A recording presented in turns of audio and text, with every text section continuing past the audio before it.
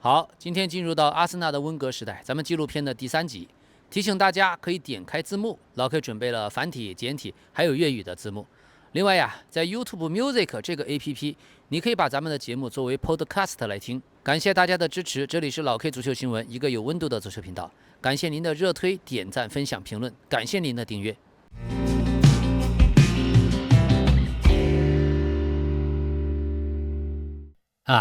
2001年到2006年是温格执教阿森纳的最高峰，也是世界足球史上最具有美学价值和最具有经济统治力的黄金5年。在这个阶段，温格将前5年精心打磨的欧洲大陆化的战术体系发挥到了极致。阿森纳不仅实现了双冠王的重演，而且还缔造了英超历史上前无古人的单赛季不败夺冠的奇迹，更是将攻防转换的速度、技术流的华丽，还有强悍的身体素质完美的结合，建立了享誉全球的温格流这样的风格，并且最终首次杀入欧冠决赛。这5年，温格是打造出一套令人闻风丧胆、经典的4-4-2，实际运转中呢更接近4-2-3-1或者流动的4-2-2-2。门将由老西曼变成莱曼，德国门将作风极其凶悍，而且出击范围很广。后防线右后卫劳伦，中后卫索尔坎贝尔和科洛图雷，这是中后卫的双塔，极具爆发力，极具统治力。左后卫阿什利科尔是当时世界最顶尖的左后卫，助攻幅度极大。中场帕特里克维埃拉仍然是队长，攻防一体的中场基石。还有巴西人吉尔伯托席尔瓦，外号隐形打字机，是极其高效的防守后腰。右路弗雷德里克永贝里，他的无球跑动和插上非常好。左路罗贝尔皮雷，这是边路的组织核心和射手。前锋仍然是博格坎普，战术大脑，同样也是9号半的角色。前面是蒂埃里亨利，他无解的技术、速度和终结能力，可以说是当时世界第一前锋。在战术方面，这一支阿森纳他们急速的反击、压制、前场4重奏、频繁的换位，还有 one touch 的短传配合，以及从后场直接发起的反击，纵深攻击对方身后。2001到2006年确实是温格执教阿森纳绝对的黄金5年，也是海布利球场93年历史最后的华丽篇章。经过前3年的阵容迭代，第2代技术流班底全面进入巅峰期，球队踢出了英超历史上最有观赏性的传控足球，先后拿下2座英超冠军、3座足总杯，还有跨赛季49场不败的神迹。这5年，阿森纳从曼联挑战者彻底蜕变为英超技术足球的代名词。温格的执教声望达到顶峰，美丽足球的烙印深深刻进了俱乐部的 DNA。这5年时间，球队从成熟登顶到达极限，再开始了老化和换代的完整周期，可以浓缩成一条非常清晰的曲线。01到02赛季第2次双冠，第2代阿森纳正式宣告完成。02到03赛季一度领先8分，却丢掉了联赛，这留下巨大的遗憾。03到04赛季汲取教训，整个英超赛季不败夺冠。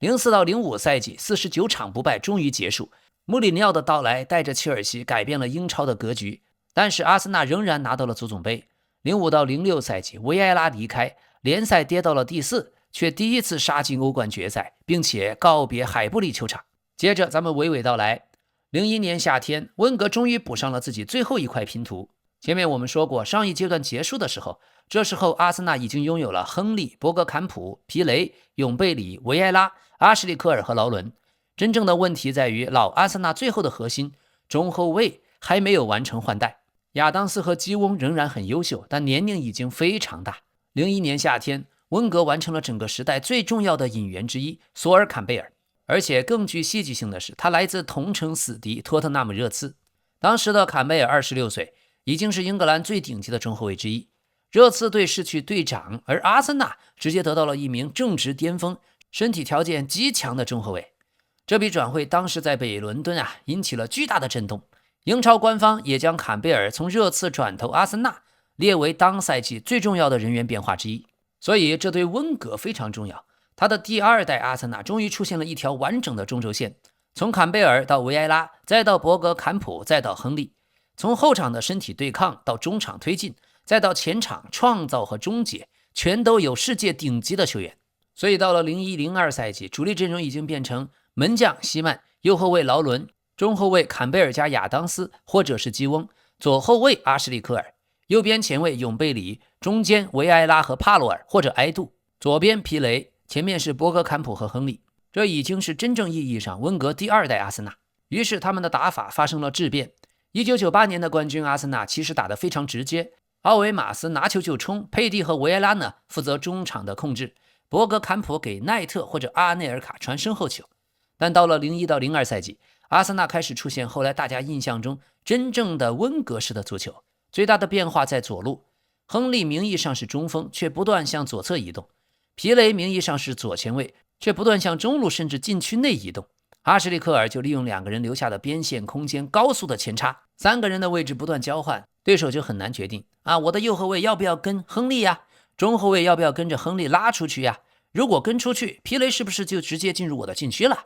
如果我的右后卫内收，那阿什利科尔是不是又没人防了呢？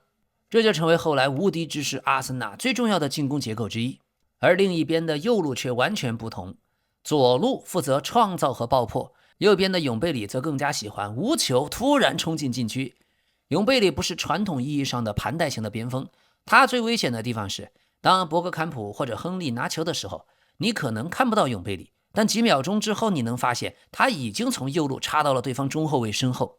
这就是为什么01到02赛季后半程，当皮雷受伤以后，永贝里突然成为决定冠军走势的人之一。01到02赛季的前半段，阿森纳其实并没有一骑绝尘，他们并不是从第一轮就开始统治联赛。利兹联队、利物浦、曼联和纽卡都曾经参与到榜首的争夺。11月份，阿森纳在海布里3-1击败了曼联，亨利利用巴特兹的2次处理球失误连进2球。随后阿森纳又在主场输给了纽卡，圣诞节的时候纽卡甚至位居榜首。但真正的转折发生在圣诞节以后，阿森纳在输给纽卡之后，整个赛季就再也没有输过英超的比赛，最后更是取得了惊人的联赛13连胜。而且01到02赛季的阿森纳创造了2个极具代表性的记录。第一在整个赛季每一场英超他们都能取得进球，这在英超历史上至今都是仍然非常罕见的成就。阿森纳也是唯一完成过整个英超赛季场场都能进球的冠军球队。第二，整个赛季客场不败，38轮打到最后26胜9平3负，79个进球，36个丢球，87分。阿森纳领先利物浦7分，领先曼联10分夺冠。这说明第二代的阿森纳已经比1998年的版本更加成熟，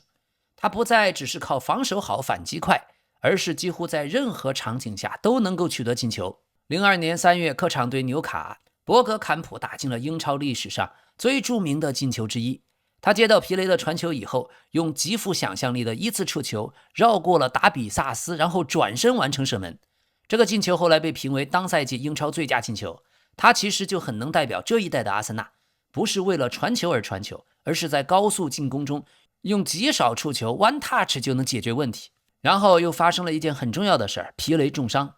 01到02赛季的皮雷已经进入个人的巅峰，但02年3月他遭遇了十字韧带重伤，赛季提前结束。但即便如此，他此前的比赛已经足以让他获得英格兰足球记者协会评选的年度最佳球员。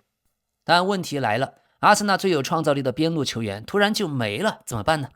答案就是永贝里的爆发。赛季的最后阶段，永贝里不断从右路插入禁区得分，这成为阿森纳在冲刺阶段最重要的攻击手段之一。这也充分体现了当时温格球队的可怕之处，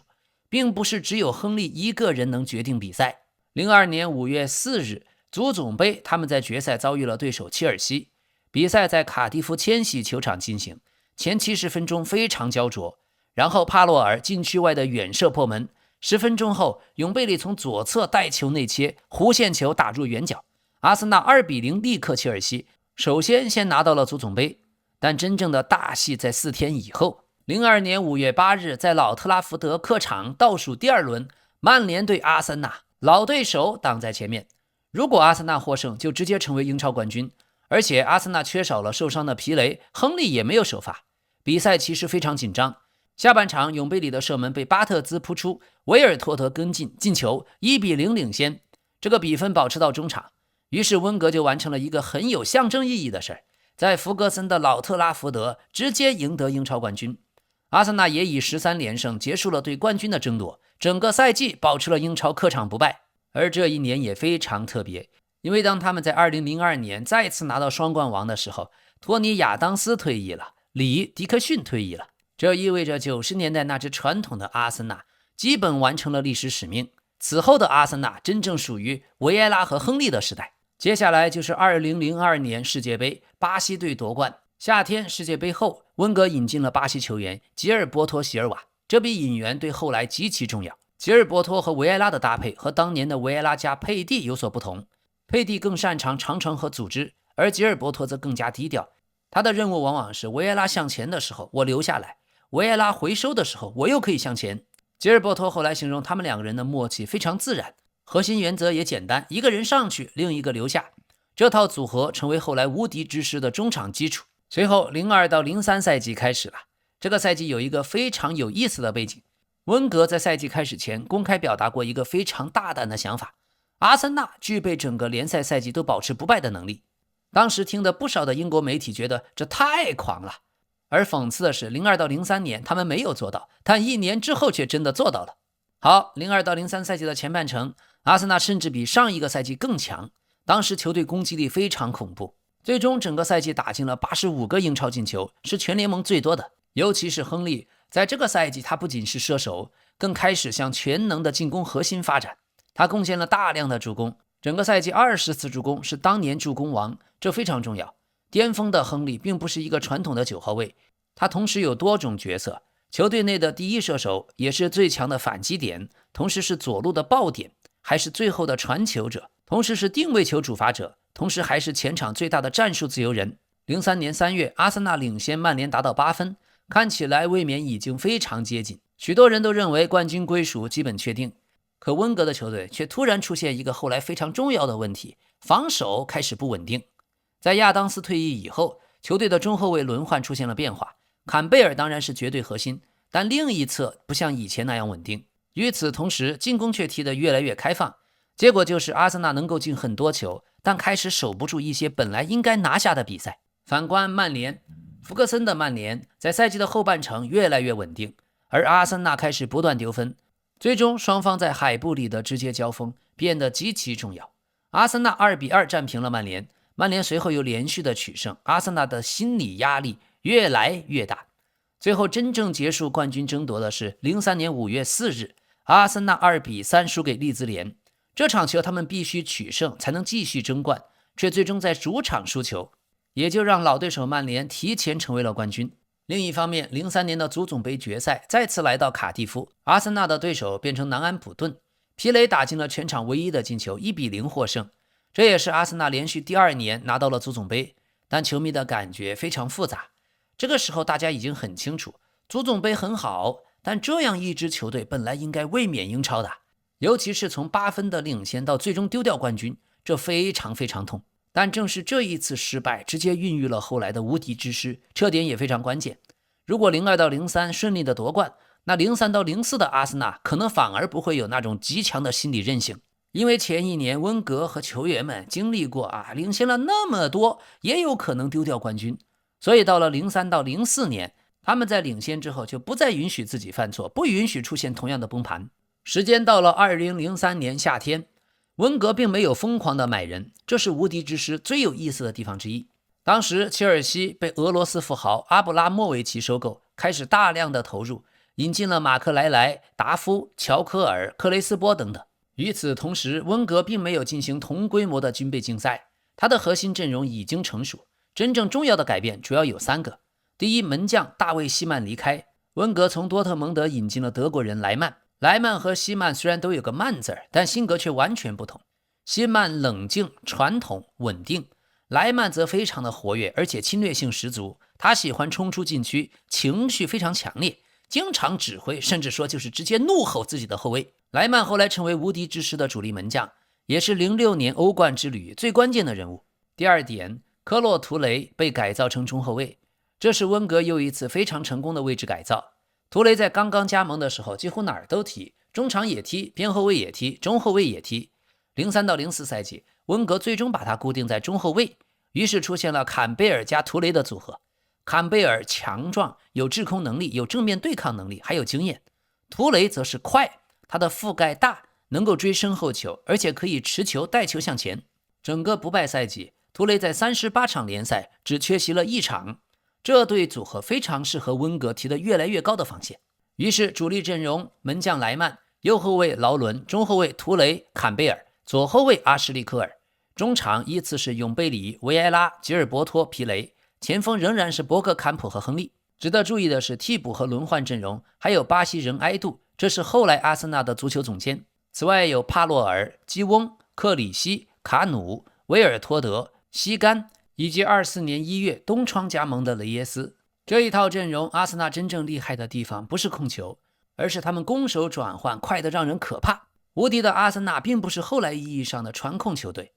这也是经常被球迷们误解的地方。03到04年，阿森纳当然技术非常好，但他们和后来瓜迪奥拉那样的球队完全不同。他们不执着于70%的控球率，相反，非常喜欢抢断后一脚、两脚传球就找到亨利，或者维埃拉推进，然后给皮雷，再给博格坎普，再给亨利，几秒钟可能就从本方禁区打到了对方禁区。他们的快速传递和强硬和冷酷的竞争力同时存在，所以阿森纳最终既拥有联盟最强的进攻，也拥有最好的防守数据。而巅峰阿森纳最强区域仍然是拥有阿什利科尔、皮雷和亨利的左侧。但这个无敌赛季差一点从刚开始就结束。03年9月21日，曼联对阿森纳，在客场老特拉福德比赛最后阶段，维埃拉被罚下，补时阶段曼联获得了点球，主罚的是范尼斯特尔努伊，如果进了阿森纳就会输球，但范尼的点球踢向了横梁，随后阿森纳球员情绪激动地冲向范尼开始庆祝，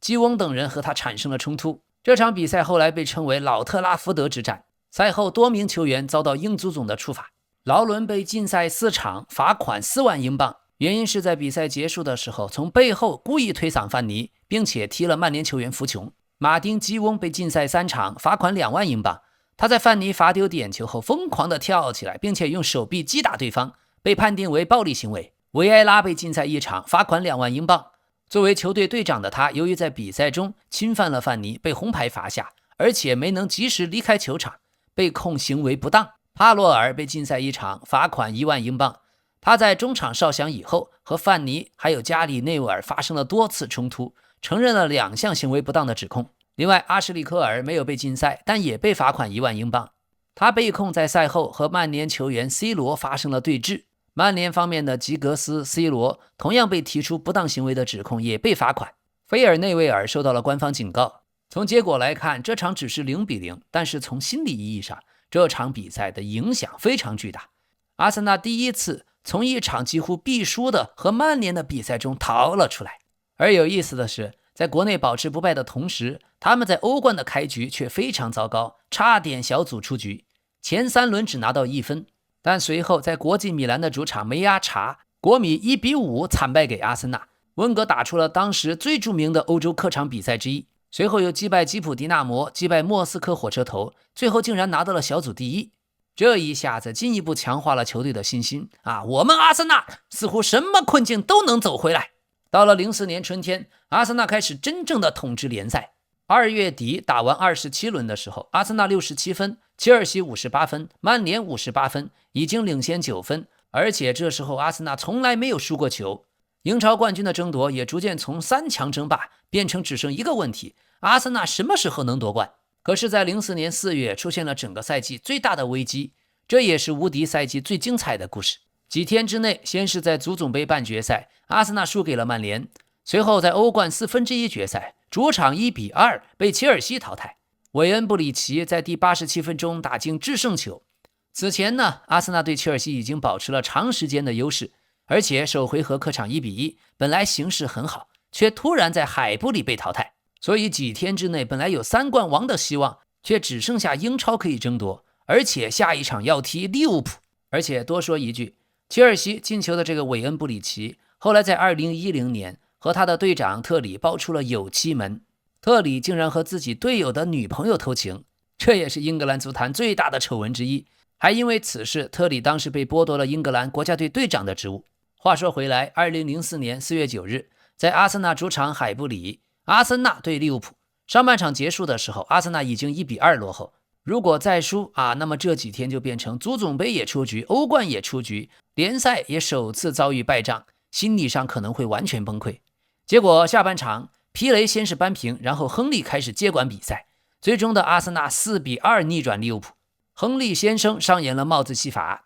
这也是整个无敌赛季最重要的一场胜利，因为他证明了2003年的那次崩盘已经不会再发生。于是04年4月25日在白鹿巷，在北伦敦德比热刺的主场，阿森纳只需要一场平局，而维埃拉率先破门，皮雷再进一球，阿森纳2-0领先，热刺随后追成2-2。这个比分到了最后，阿森纳正式成为英超冠军，而且这一幕是在死敌热刺的主场发生的，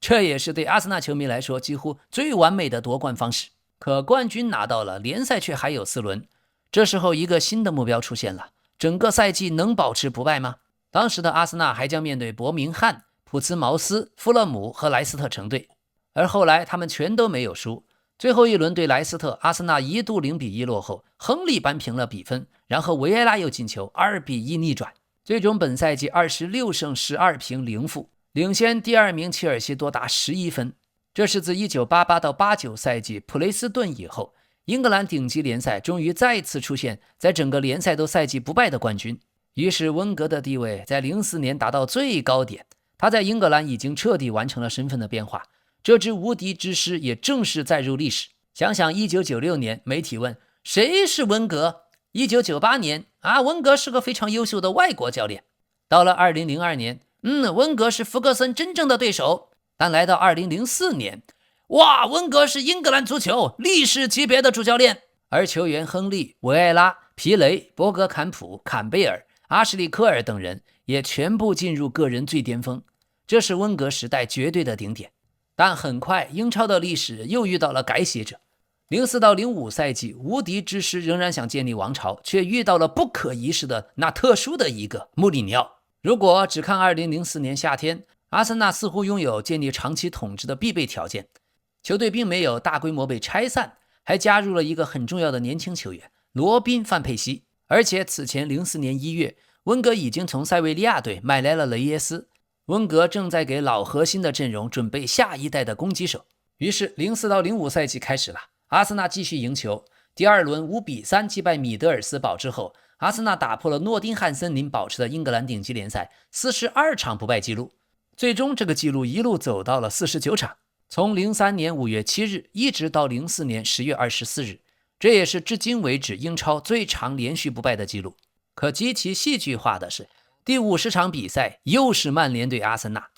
04年10月24日，如果阿森纳不输，不败记录能到50场。可福格森的曼联怎能容得下此事啊？那场比赛极其激烈，下半场鲁尼制造了点球，这一次范尼又站到了点球点。1年前他的点球击中横梁，这一次范尼终于踢了进去。随后鲁尼在补时阶段再进一球，曼联2-0阿森纳49场不败正式终结。其实强弩之末难穿鲁缟，这场比赛输掉本身没有那么严重，但真正重要的是阿森纳那种心理的光环我们是不会输的，这种光环消失了。与此同时，另一个强大的对手正在崛起，那就是穆里尼奥的切尔西。04年夏天，穆里尼奥来到英格兰，切尔西已经拥有了切赫、特里、卡瓦略、马克莱莱、兰帕德、德罗巴、罗本和达夫，而且他们跟阿森纳的风格完全不同。温格的球队自由流动，讲究速度和创造力，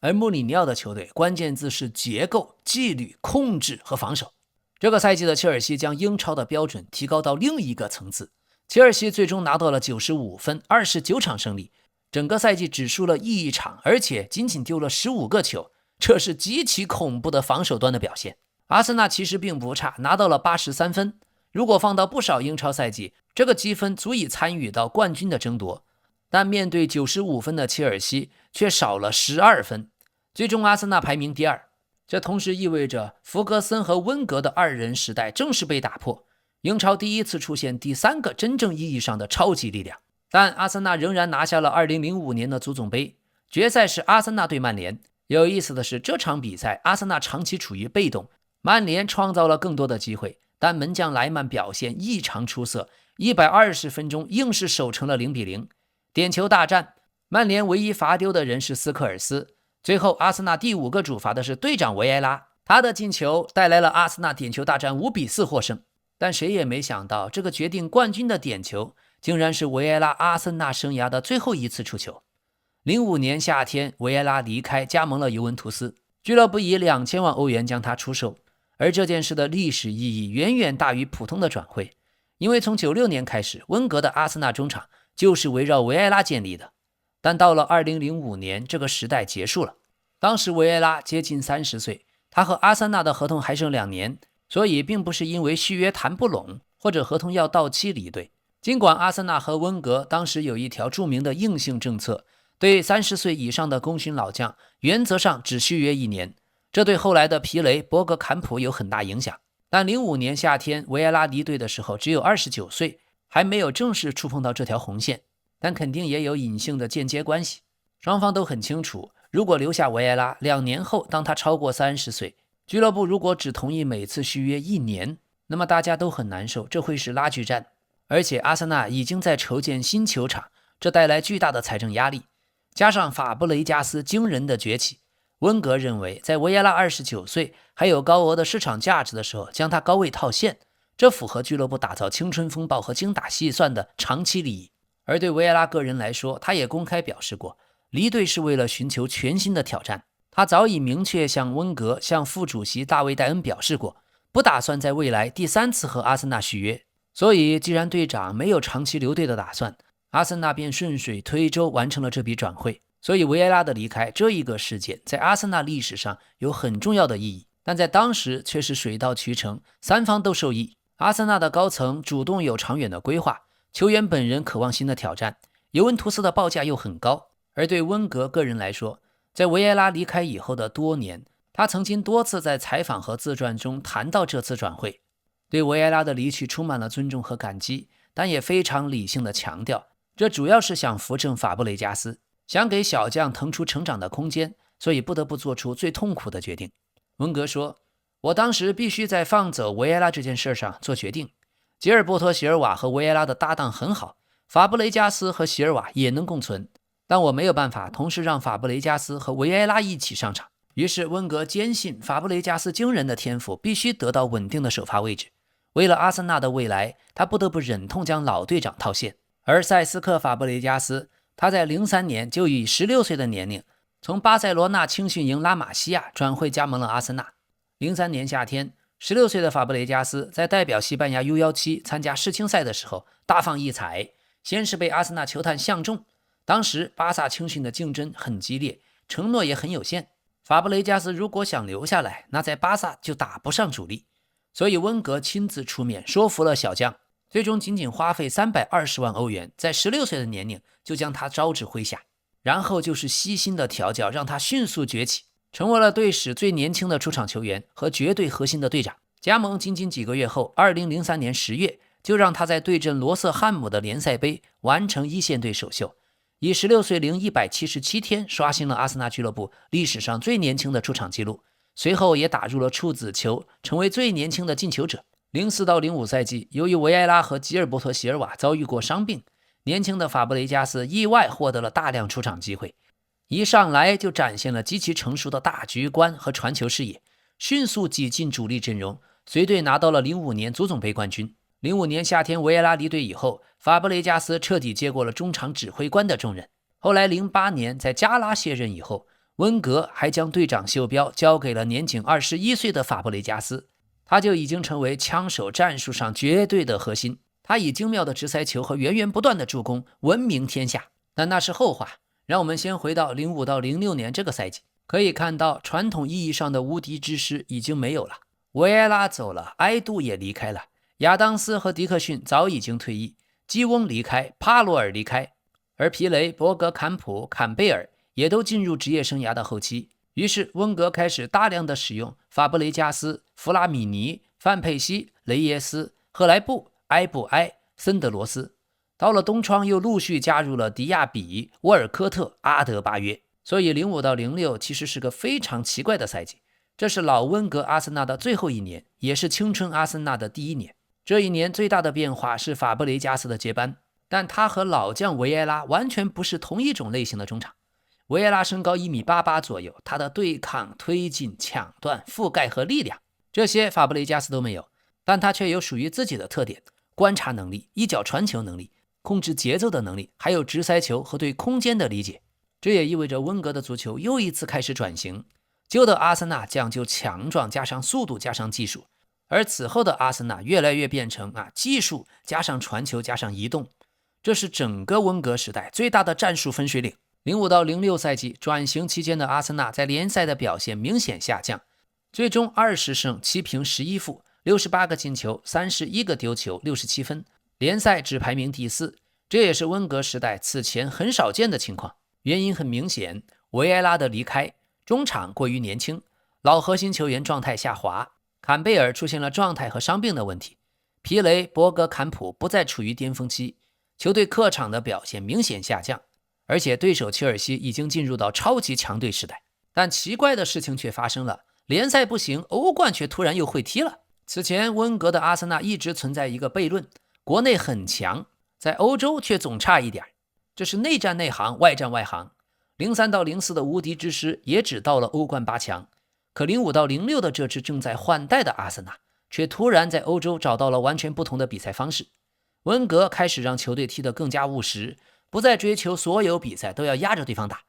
而是更讲求控制空间，讲求防守，讲求快速反击，找到亨利。05到06在欧冠阶段，阿森纳经常使用很年轻的防线，例如埃布埃、图雷、森德罗斯，还有时候弗拉米尼会客串左后卫。在伯纳乌他们面对皇家马德里，24岁的图雷已经是后防线上年龄最大的球员，结果这群年轻人居然在欧冠连续零封，整个欧冠赛季阿森纳完成了10场零封，是当年所有球队中最多的。于是遇到第一座大山皇家马德里，在欧冠16强战，银河战舰皇马对阿森纳，皇马拥有着齐达内、罗纳尔多、劳尔、贝克汉姆、罗伯特卡洛斯和卡西利亚斯，纸面上远远比年轻的阿森纳更豪华。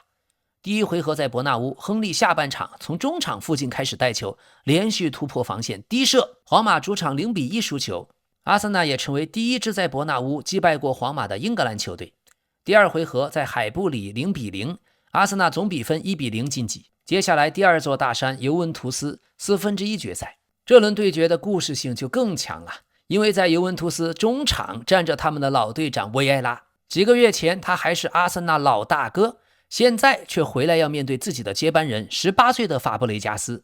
结果第一回合在海布里，而18岁的小法也真是大心脏，够硬气。第一回合法布雷加斯先一个进球，然后助攻亨利，2-0阿森纳战胜尤文。这一场球象征意义极强，属于维埃拉的时代已经正式过去，阿森纳属于法布雷加斯时代的开始。第二回合都灵，阿森纳守住了0-0，历史上第一次进入了欧冠4强。半决赛第三座大山比利亚雷亚尔，第一回合也是在海布里历史上最后一场欧洲的比赛，图雷打进了唯一进球1-0。第二回合到了西班牙，阿森纳踢得非常艰难，比利亚雷亚尔不断的进攻，比赛到最后1分钟，比利亚雷亚尔获得了点球，黄色潜水艇如果进，那总比分1-1将进入加时。主罚的是当时阿根廷的球王里克尔梅，门将莱曼，德国人神勇的将球扑了出去。于是阿森纳历史第一次进入了欧冠决赛。在2006年巴黎欧冠决赛的赛场，对手是巴塞罗那，他们拥有着罗纳尔迪尼奥、埃托奥、德科、普约尔、伊涅斯塔、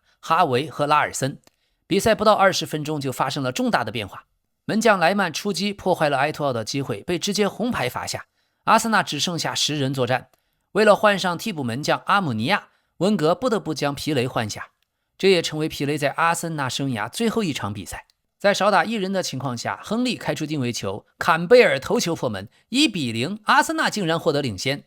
接下来的很长时间，球队依靠极强的纪律性死守，而且亨利还曾经获得扩大比分的机会。如果那个时候再打进去2-0，整个历史可能会完全不同，可惜没有进。比赛进入到最后的20分钟，拉尔森的替补登场对巴萨产生了巨大影响。第76分钟左右，拉尔森送球，埃托奥破门1-1。随后拉尔森再次做球，贝莱蒂小角度的射门2-1逆转。阿森纳距离队史上的第一座欧冠就只差了18分钟。与此同时，在联赛他们差点连下赛季的欧冠都进不了。05到06联赛的最后阶段，阿森纳一度落后热刺，双方争夺第4名。最后一轮比赛前，热刺领先阿森纳1分，阿森纳必须赢下维根，同时希望热刺能丢分。而且这不仅是北伦敦死敌对手之间竞争欧冠席位，同时也是海布里的最后一场正式比赛。06年5月7日，海布里最后一战，阿森纳对维根，皮雷先进球，但维根却连进2个，阿森纳1-2落后。如果就这样结束，下赛季只能去踢联盟杯。这时候亨利站了出来，先是扳平，然后再进一个，最后点球完成了帽子戏法，阿森纳4-2逆转。另一边的热刺1-2输给了西汉姆联，于是阿森纳在最后一天完成了反超，拿到了欧冠资格第4名。而亨利也完成了海布里这座球场最完美的告别。最后一个进球是点球，亨利罚进以后跪在草坪上，亲吻着海布里的草地。海布里历史上最后一颗正式比赛进球，进球的恰恰是海布里时代最伟大的射手。这是海布里球场的第2010场，同时也是最后一场正式比赛。这时候的球队实现了年轻化、技术化，中场人数也增加，前面只依靠亨利的单前锋，这已经预示着下一个阶段的阿森纳。现在老 K 给理一理啊，温格的足球在5年内其实发生了3次变化。第一版01到03赛季，那是成熟的4-4-2，博格坎普加上亨利，维埃拉统治中场，两翼是皮雷加永贝里，兼具着身体和技术。第二版是03到05赛季，这是巅峰的反击型的4-4-2，比赛更加自由，维埃拉和吉尔伯托提供巨大的覆盖，亨利、皮雷和科尔组成左侧三角，博格坎普负责最后一传。这是温格足球最强壮、最快也最有杀伤力的版本。第三版05到06年开始向4-5-1或者4-2-3-1转变，法布雷加斯进入核心，赫雷布、雷耶斯等技术型的球员增加，中场人数更多了，亨利担当单箭头，球队的身体力量下降，但控球和短传进一步增加。而03到04年的无敌之师之所以那么强，真正原因不是某一个超级巨星，而是几乎所有位置的特点刚好能互补。门将莱曼提供侵略性和高位防守，劳伦有稳定有强硬而且不抢戏，图雷呢有速度有覆盖，坎贝尔利用他的力量经验和正面防守，左边阿什利克尔可以高速套边，中场的吉尔伯托是隐形的防守屏障，维埃拉是中场发动机，永贝里有他无球冲刺，皮雷有边路的组织加得分能力，博格坎普提供创造力，亨利是终极的武器。03到04的阿森纳几乎每一个人的弱点都有另一个人帮他覆盖，这就是为什么多年以后维埃拉始终认为那支球队最特别的是进攻球员能够决定比赛，而其他人又愿意为了进攻球员承担大量的工作。于是过去的这几年球迷心态发生了巨大的变化。在01年夏天，球迷认为第二代球队差不多已经完成了，是不是该重新夺冠了？02年夏天，在老特拉福德夺冠以后，对温格的信任达到极高的程度，温格真正建立起另一支冠军版本的阿森纳。04年夏天，球迷们明显带着痛苦和失望，我们怎么可能领先8分还丢掉冠军呢？但那一次的足总杯仍然让温格保持着极高威望。04年夏天，哇，阿森纳，这是我们历史上最伟大的球队！不败夺冠以后，温格几乎处于神坛。05年第一次出现了现实的压力，因为切尔西以95分夺冠，球迷们开始意识到，阿森纳遇到的已经不是只有原来的曼联而已啦。英超靠着金钱的力量正在改变。2006年，球迷的情绪非常复杂，联赛只有第4，这令人失望。但同时欧冠淘汰了皇马，淘汰了尤文，第一次进入欧冠决赛，告别了海布里，所以2006年并不是一个单纯的失败赛季，反而更像是旧时代最后一次伟大的远征。在06年之后，温格麾下的已经是完全不同的阿森纳，维埃拉已经离开，皮雷离开，坎贝尔离开了，博格坎普退役，劳伦很快也会离开，阿什利克尔也将在这年夏天转投强大的切尔西，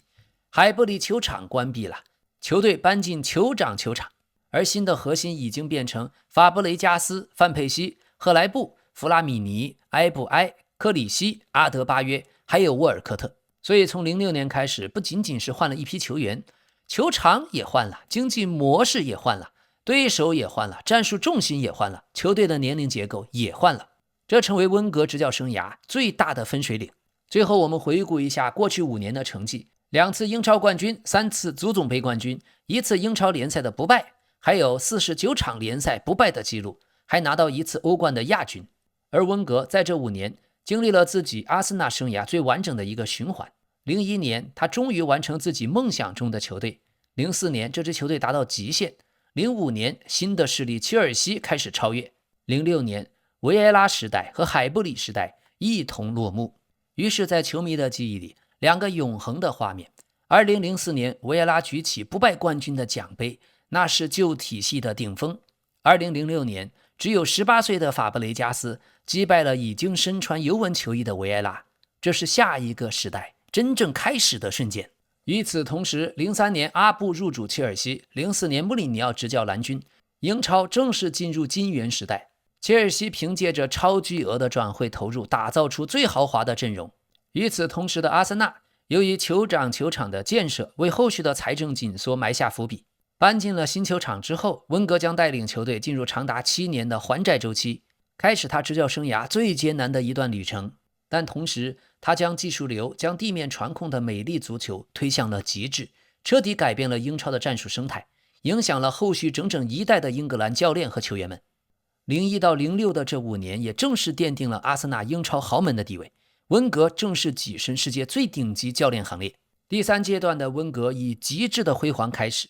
以欧冠法兰西之夜在雨中的遗憾落幕。这5年将阿森纳推上了队史竞技水平和品牌声誉的最巅峰，也为俱乐部筹集了搬迁到新主场的雄厚资本。但很快，美国和俄罗斯的巨头双雄即将入局，资本马上会开始争夺对阿森纳的控制权。预知后事如何，且听下回分解。感谢大家的陪伴，支持的话，希望您多热推、多点赞、多分享给你的球迷朋友。谢谢您订阅老 K 足球新闻，一个有温度的足球频道。咱们明天再见。